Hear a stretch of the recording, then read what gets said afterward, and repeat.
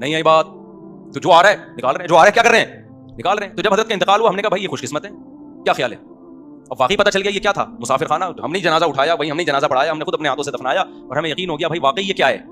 بولو مسافر خانہ. اچھے رہ گئے جو آخرت کے لیے بھیج دیا. نبی صلی اللہ علیہ وسلم گھر تشریف لائے نا, حضرت عائشہ سے پوچھا کہ کچھ کھانے کو ہے؟ فرمایا کہ کچھ ہدیے میں کچھ گوشت آیا تھا, کوئی سیری وغیرہ آئی تھی, تو یہ رہ گیا ہے, یہ باقی ہے, باقی سارا میں نے صدقہ کر دیا. یار غربت کتنی تھی, اس میں صدقے ہو رہے ہیں.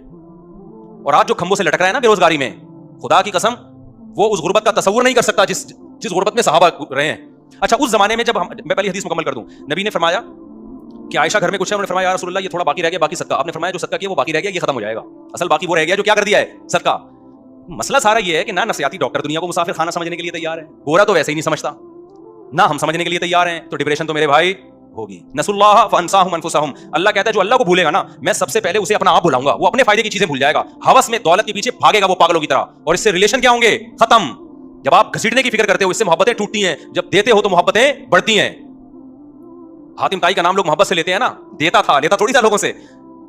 ہمارے نبی کے ہاتھ پہ کتنے عرب کے بڑے بڑے سردار اس بیس میں مسلمان ہوئے کہ ہم نے ان کو ایسا سخی دیکھا اتنی غربت میں, یہ واقعی اللہ کے نبی ہیں, یہ دنیا کو واقعی مسافر خانہ سمجھتے ہیں.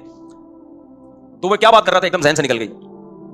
ہاں تو میں عرض کر رہا تھا کہ پتہ نہیں ایک بات دماغ میں آئی تھی, واقعہ آیا تھا دماغ سے نکل گیا. تو یہ جو بے روزگاری میں خودکشیاں ہو رہی ہیں, بے روزگاری نہیں ہے, یہ عیاشی کے شوقین ہیں. ہاں میں بتا رہا تھا کہ جب ہم ایسی ہمارے حالات تھے نا کہ مدرسے میں ایک دن ٹائم پہ دال کھا رہے ہیں, رات کو کڑی کھا رہے ہیں, ٹھیک ہے, وہ بڑی مزے کی کڑی ابھی بھی ہوتی ہے, بڑی ٹائٹ کڑی ہوتی ہے. تو اس وقت مالدار لوگ مجھ سے آ کے پوچھتے تھے کہ حضرت پیسوں کی بڑی ٹینشن ہے, ڈپریشن میں جا رہا ہوں, بے روزگاری ہے.